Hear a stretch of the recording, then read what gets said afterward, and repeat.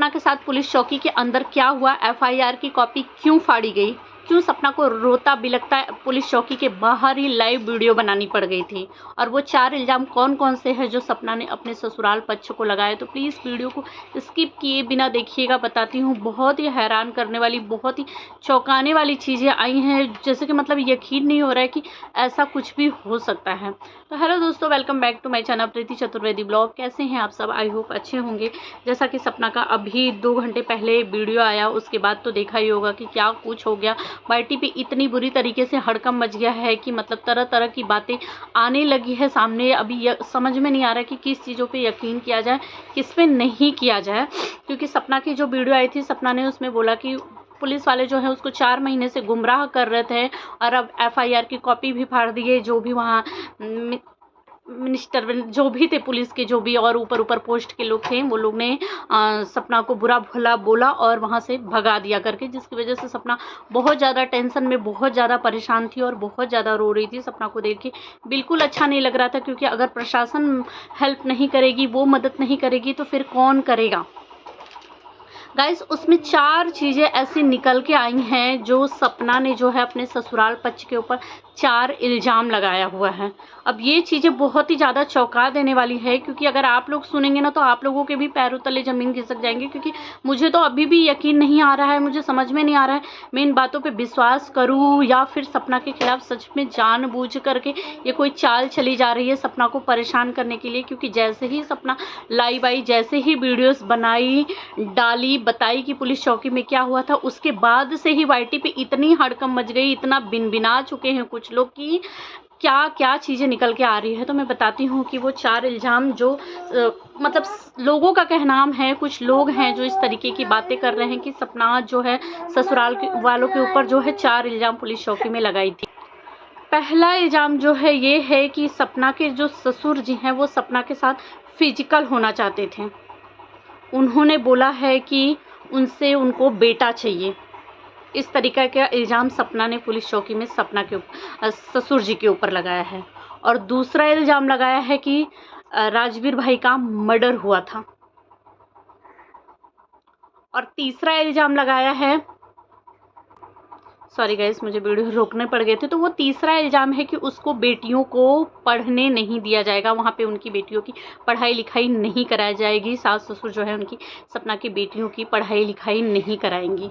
और चौथा इल्ज़ाम है कि जो राजवीर भाई का जो डेथ सर्टिफिकेट बना हुआ था वो गलत क्यों बनाया गया उस पर। जैसा कि सपना हमेशा से शुरू से बोलते आ रही है कि सपना राजवीर भाई का जो डेथ सर्टिफिकेट था बहुत जल्दी में 2 दिन के अंदर ही बना था, और उस पे जो है सपना का नाम नहीं लिखा था। क्योंकि शादी के बाद मुझे इसका कुछ आइडिया नहीं है कि उस पर क्या लिखा जाता है, पेरेंट्स का नाम लिखा जाता है कि शादी के बाद जो है वो पत्नी का नाम लिखा जाता है। ऐसा किसी को पता हो तो प्लीज़ मुझे कॉमेंट करना करके। तो मतलब ये 4 इल्ज़ाम लगाए हैं कि ससुर जी जो है सपना के साथ फिजिकल होना चाहते थे, उनसे उनको वंश चाहिए था, एक बेटा चाहिए था।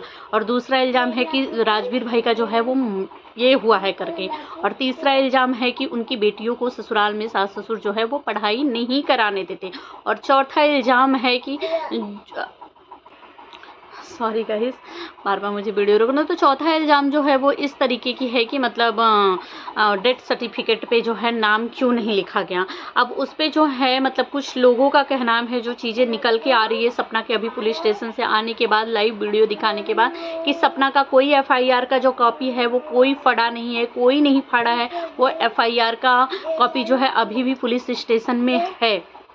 सपना जो है वो झूठ बोल रही है, वो जानबूझ के अब वो अपने जाल में फंस चुकी है। तो अब उसको समझ में नहीं आ रहा है कि वो क्या करे, किस तरह से। क्योंकि वाईटी अब लोग उसे छोड़ने वाले नहीं हैं, तो वो इस तरीके की जानबूझ के चीज़ें रच रही है। मैंने इससे पहले अभी जो सपना का लाइव आने के बाद जो वीडियो डाली थी उस पर भी कई सारे इस तरीके के ही कॉमेंट आए थे कि कुछ पैनल है, पैनल का नाम लिया था उन्होंने कि कुछ पैनल है जहाँ पर बातें चल रही है, ऐसा कुछ भी नहीं है, ये बिल्कुल झूठ बोल रही है। एफआईआर की कॉपी एक मतलब 1-2 क्रिएटर्स का नाम लिया गया था उस कमेंट में कि इनका जाके बातें सुनिए, उस पैनल पे जा कर के देखिए, वो लोग बता रहे हैं सच क्या है। झूठ बोल रही है सपना, एफआईआर की कॉपी नहीं फाड़ी गई है, सपना के साथ कुछ भी गलत नहीं हुआ है करके। तो उनके कमेंट का जवाब मैं यहाँ पे देना चाहूँगी कि हम कैसे विश्वास करें कि वो जो पैनल पे बातें हो रही है, वो जो बातें कह रही हैं कि सपना के साथ गलत नहीं हुआ, सपना जानबूझ के झूठ बोल रही है, हम कैसे विश्वास करें? उनकी बातों पे कैसे विश्वास करें? क्या प्रूफ है उनके पास? वो कुछ प्रूफ रखी हैं? क्योंकि सपना हम कैसे मान लें कि सपना झूठ नहीं बोली, क्योंकि सपना भी तो पुलिस चौकी के बाहर ही जाके वीडियो बनाई थी, वो वहीं से रोती बिलखती हुई वीडियो बनाई थी ना। तो जो इंसान सबूत दिखा रहा है, जो इंसान खुद परेशान है, जो रो रहा है, क्योंकि सपना देखो कोई अनपढ़ गवार तो नहीं है ना कि पुलिस के ऊपर इतना बड़ा इल्ज़ाम लगा देगी। गाइस मैं सही कह रही हूँ कि गलत कमेंट में ज़रूर बताइएगा, क्योंकि वहाँ के जो पुलिस थे ना, अब मतलब कुछ लोगों का कहना है कि पुलिस बोल रहे हैं कि जो डेथ सर्टिफिकेट था, तुम अनपढ़ गवार तो नहीं हो, तुम इतनी पढ़ी लिखी हो, एक सोशल मीडिया इन्फ्लुएंसर हो करके, तो तुम जो है वो कर सकती थी। डेथ सर्टिफिकेट हो सकता है कि गलत बन गया हो, गलत नाम छप गया, तो तुम उसको सही भी करवा सकती थी। इस तरीके का मतलब कुछ लोग हैं जो बोल रहे हैं कि वहाँ के पुलिस ने बोला, जिसके ऊपर से सपना बहुत ज़्यादा बिनबिना गई, पुलिस वालों की बातें नहीं सुनी, वहाँ पे उन लोगों को बोलने का मौका नहीं दी, बहुत सारा उन लोगों को सुनाई और बाहर आकर के ये वीडियो बनाई, क्योंकि इसको जो है इतने सारे मतलब इसके जो सब्सक्राइबर हैं सोशल मीडिया का, ये गलत यूज कर रही है, ये जानबूझ के ये सारी चीज़ें कर रही है, क्योंकि ये अपने जाल में खुद ही फंस चुकी है। पता है कि अब इसको बचने का रास्ता नहीं है। ये वो चीज़ें, बहुत सारी बातें चल रही हैं, आगे करके वीडियो में बताऊंगी, लेकिन इतनी सारी चीज़ें जो डिटेल में है यहाँ पे मैं जल्दी जल्दी बता रही हूँ कि ऐसी चीज़ें जो है चल रही है, ऐसे कॉमेंट आ रहे हैं मेरे खुद के वीडियोज़ पे भी, जो मैंने इससे पहले जब सपना का लाइव आई थी तो डाला था, तो उस पर भी इसी तरीके की आ रही हैं करके कॉमेंट की, नहीं सपना झूठ बोल रही है, अब ये फंस गई है, जानबूझ के कर रही है, इस तरीके की चीजें आ रही है। तो कैसे विश्वास करें भाई, कैसे ना विश्वास करें हम सपना के ऊपर? क्यों झूठ बोलेगी वो? क्यों इतना बड़ा इल्जाम पुलिस वालों के ऊपर लगाएगी? क्यों वो ये झूठ बोलेगी कि एफआईआर की कॉपी पुलिस वालों ने मेरी फाड़ दी? अब वो अनपढ़ गवार तो नहीं है ना, इतना बड़ा इल्जाम पुलिस वालों के ऊपर तो नहीं लगाएगी ना कि झूठा इल्जाम लगा दो क्योंकि इन लोगों ने मुझे फाड़ दिया था, मेरा कॉपी, इन लोगों ने मेरा रिपोर्ट लिखने के लिए तैयार नहीं है, ये लोग मेरे पति को इंसाफ दिलाने के लिए। पुलिस वालों से तो नहीं पंगा लेगी ना। मतलब चलो मान लेते कि सोशल मीडिया पे वो कई चीज़ें झूठ बोलती होगी, खुद के बचाव में बोलती होगी, कुछ चीज़ें होंगी लेकिन ये सारी बातें तो वो झूठ नहीं बोलेगी जो अभी उसके साथ हुआ, जो कि वो पुलिस चौकी के बाहर वो वीडियो बनाई थी। और कुछ लोग बोल रहे हैं कि उसकी माँ को बोलने का बिल्कुल भी तमीज़ नहीं है, इस तरीके से बोलती हैं क्योंकि सपना की जो वीडियो थी उसमें उनकी मम्मी ने जो है वो बोला था कि सपना जो थी बोल रही थी कि शर्म आनी चाहिए ऐसे सास ससुर के ऊपर, कि मतलब केस को रोकने का, दबाने का कोशिश कर रहे हैं, जो कि छोटी जीजी की पापा का नाम ली थी कि वो भी पैसे वैसे खिला के मतलब रिपोर्ट लिखने के लिए, इस केस को आगे बढ़ाने के लिए मना कर रहे हैं, इसको यहीं दबा देना चाहिए। तो शर्म आनी चाहिए कि मतलब इतना ज़्यादा परेशान किया जा रहा है। उस पर पीछे से उनकी मम्मी का भी आवाज़ आ रहा था कि उनकी मम्मी बोल रही थी कि अरे क्या शर्म आएगा उनको, और वो तो इस तरीके के लोग हैं कि मतलब अपने ही खून को घर से बाहर निकाल दिया। तो ऐसी है सपना की, ऐसे है उसकी माँ, उसके ऐसे है संस्कार, ऐसी है परवरिश, पता नहीं क्या-क्या चीज़ें जो है अभी कुछ चीज़ें जो हैं बोली जा रही हैं, मैं खुद कानों से सुन के आ रही हूँ करके। तो भाई क्या संस्कार गलत है यार? मुझे तो नहीं लगा कि जिसकी बेटी इतनी ज़्यादा परेशान है, जो अभी पुलिस चौकी से आ रही है, इतनी महीने 1.5 महीने से गुमराह किया जा रहा था कि हम लिखेंगे, हम इस केस की छानबीन किए जाएंगे, आज अचानक से वो पहुँच रही है तो एफआईआर की कॉपी फाड़ दी जा रही है, सब चीज़ों पे उसको ही उल्टा ठहराया जा रहा है कि 2 महीने से तुम सोशल मीडिया, अरे 2 साल से तुम कहाँ थी, तब तुम्हारे पति के इंसाफ के लिए क्यों नहीं लड़ी, और पति के जाने के बाद भी तुम सोशल मीडिया चला रही हो करके, तुम्हारे ब्लॉग वीडियो जो भी हैं वो आ रहे हैं करके, तब तुम कहाँ थी, तब तुमने क्यों नहीं लड़ा? इस तरीके का उल्टा चीज़ बोला जा रहा है। बेटी इतनी ज़्यादा परेशान है तो माँ क्या बोलेगी? जहाँ उसकी माँ को चुप रहना था ना, तो वहाँ पे वो चुप रही। अगर माँ बाप पेरेंट्स आज सपना की बोले होते ना, सामने से उठ के खड़े हुए होते ना सपना के लिए, तो किसी की हिम्मत नहीं पड़ती कि आज अपने ही घर से वो बेघर है, दर दर भटक रही है बच्चियों को लेके, अपने ही पति के जिसके बेटे को इंसाफ दिलाना चाहती है, वो लोग खुद ही उस केस को बंद करवाने पे लगे हैं। उनके परिवार से ही इतनी सारी चीज़ें, अगर आज वो पेरेंट्स बोले होते ना अपनी बेटी के लिए, जैसे आज बोले, थोड़ा सा बोले, तो परवरिश, संस्कार, पता नहीं किस किस चीज़ों पे सवाल उठ गए। जब तब बोले होते ना तो नहीं उठा होता इतना सारा, तब इतनी सारी चीज़ें ही नहीं हुई होती। गलती कहीं न कहीं उन पेरेंट्स की भी है जो जिन्होंने नहीं बोला, चुप रहे। जहाँ नहीं चुप रहना चाहिए था वहाँ पे भी वो चुप रह के सुने ही हैं, सिर्फ सहे ही हैं खाली करके। तो आज बोल रहे हो तो आज परवरिश, संस्कार, इन सब चीज़ों पे सवाल उठ गए हैं। इस तरीके के इल्ज़ाम लगाए जा रहे हैं कि सपना जो पुलिस चौकी में जाके इस तरीके का इल्ज़ाम लगा रही है, छी कितनी घटिया है, कितनी सारी ये तो इस तरीके की हरकतें कर रही थी, चाह रही थी कि ऐसी चीज़ें आए, वो सास ससुर जीते जी उनको कुछ हो जाए, ये वो ब्ला ब्ला ब्ला ब्ला। बाप रे बाप, मतलब वो चुप है तो उस पे इल्ज़ाम लगाते रहो, लगाते रहो, लगाते रहो करके।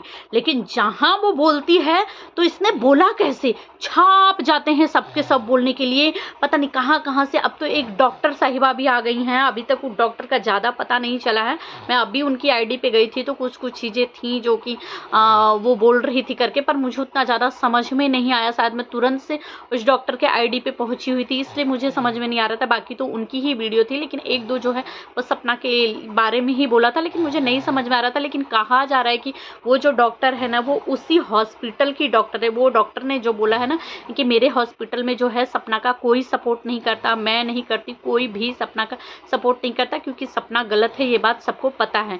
अब कुछ चीज़ें हैं, कुछ लोग इस तरीके की चीज़ें कह रहे हैं कि राजवीर भाई का जब ये हुआ था ना करके, तो जो उनको लेके गए थे तो शायद सपना ने उस पोस्टमार्टम, मतलब ये चीज़ें होने के लिए शायद जो है सपना ने ही रोका था।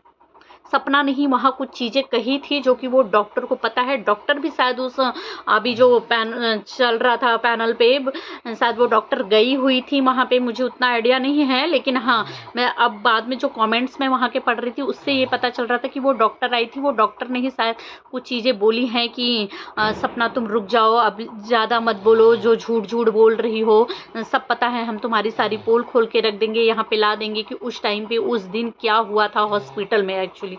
तो इसका तो कुछ अभी क्लियर नहीं हुआ है। अब वो डॉक्टर से लोग निकलवाए, डॉक्टर सामने आए, डॉक्टर बताए तो पता चले कि क्या कुछ हुआ है। लेकिन इस तरीके की चीज़ें जैसे ही बेचारी लाइव आई, एक तो वो पहले से परेशान, अपनी परेशानी लेकर के आ रही है, बता रही है कि मतलब ऐसी चीज़ें हुई नहीं, प्रशासन मदद करने के लिए रेडी है नहीं, मुझे ही उल्टा बोला गया। उसका मदद करने की जगह, सपोर्ट करने की जगह एकजुट होकर के ये बाकी की चीज़ों को, बाकी उसकी गलतियाँ गिनाई जा रही है। इसने तो ये किया, सास ससुर के साथ ये किया, ये किया। अरे भाई, सब चीज़ों को छोड़ के वो अभी जो फोकस कर रही है राजवीर भाई को इंसाफ दिलाने के लिए, तो सिर्फ उसी चीज़ों को अगर फोकस किया जाए कि आखिर क्या हुआ, क्यों नहीं लिखा गया उसका रिपोर्ट, और क्यों उसके एफआईआर की कॉपी को फाड़ दिया गया, क्यों उसके साथ ऐसा उल्टा बोला गया, क्यों बोला गया कि 2 साल बाद सोशल मीडिया पे तो तुम पहले से आती थी, पति के जाने के बाद भी वीडियोस तो तुम लगातार बनाती थी।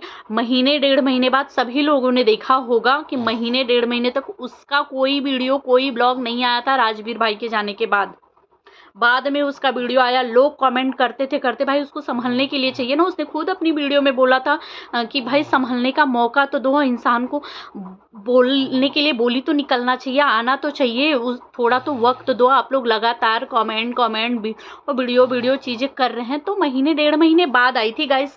किसने सपना की राजवीर भाई के जाने के बाद वाली वीडियो देखी थी, कमेंट में मुझे बताना। क्या वो लगातार थी?